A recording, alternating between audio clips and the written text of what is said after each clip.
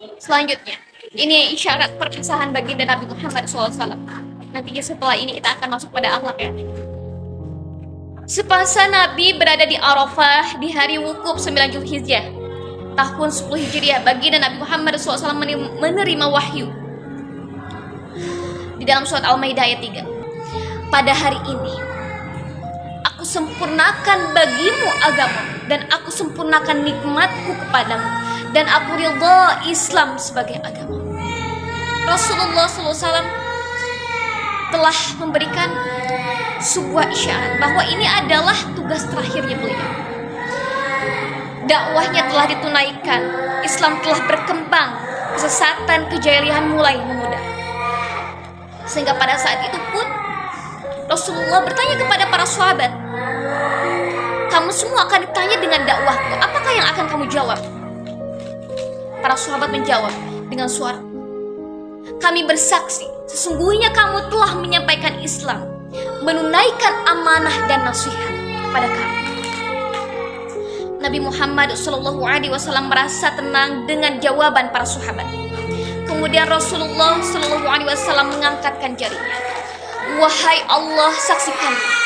Wahai Allah, saksikanlah. Pada hari Senin 12 Rabiul Awal, detik-detik baginda Nabi Muhammad SAW wafat, yang diriwayatkan oleh Anas bin Malik bahwa pada hari Senin subuh, jadi pada saat itu para sahabat sedang akan sholat, Rasulullah melihat dari balik tirai para sahabat sedang akan melaksanakan sholat. Para sahabat senang tadinya, dan Sayyidina Abu Bakar pun mundur gitu, mungkin Rasulullah akan melaksanakan sholat bersama kami. Tapi tidak, Rasulullah memberikan isyarat, laksanakanlah sholat berjamaah dengan Abu Bakar. Nah setelah itu Rasulullah pun memanggil istri-istrinya, memanggil Sayyidah Fatimah, memanggil Hasan dan Husain, dan memberikan nasihat-nasihat kepada mereka. Kepada Sayyidah Fatimah, Fatimah adalah orang pertama yang akan menyusul Rasulullah. Dan Rasulullah SAW berkata bahwa Fatimah adalah Sayyidah Nisa al-Alamin, pemimpin semua perempuan di dunia. Rasulullah pun memanggil Hasan dan Husain dan memberikan nasihat kebaikan kepada mereka. Rasulullah berkata, as-shalah, as-shalah wa ma malakat aiman. Kerjakanlah sholat, kerjakanlah sholat. Menjelang siang, Abdurrahman bin Abu Bakar masuk ke kamar sambil membawa siwak. Karena Rasulullah senang sekali bersiwak, Abdurrahman pun memberikan siwak itu kepada Rasulullah. Rasulullah bersiwak, memasukkan tangannya ke dalam mangkok.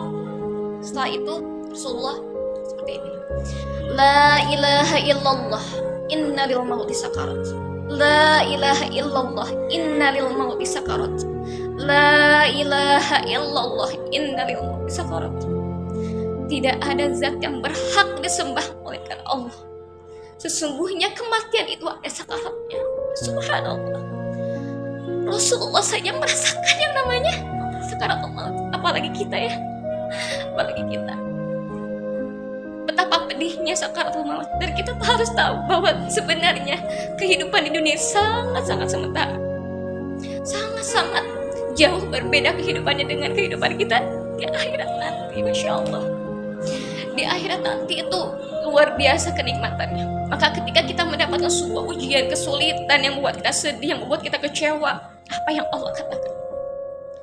Ma wadda'aka rabbuka wa ma qala. Aku tidak akan meninggalkan kamu dalam keadaan suka maupun duka. Sedikit pun aku tidak akan meninggalkan kamu. Itu perkataan Allah kepada Rasulullah. Masya Allah. Itu kan saya Allah ya. Allah tidak akan meninggalkanmu dalam keadaan suka maupun duka. Sedikit pun Allah tidak akan meninggalkan kita. Maka setelah itu Rasulullah pun SAW meninggal dunia. Seluruh penduduk Madinah sangat bersedih. Semuanya berkata, aku gembira ketika Rasulullah datang, dan aku bersedih ketika tahu bahwa Rasulullah itu wafat. Berita wafatnya pun langsung tersebar begitu cepat. Umar bin Khattab tidak terima dengan pemberitaan bahwa Rasulullah meninggal. Lalu Abu Bakar masuk ke dalam dan Abu Bakar berkata, memberikan nasihat kepada Sayyidina Umar, sesiapa yang menyembah Muhammad, sesungguhnya Muhammad adalah seorang Rasul, telah meninggal. Sesiapa yang menyembah Allah, sungguhnya Allah Maha Kekal.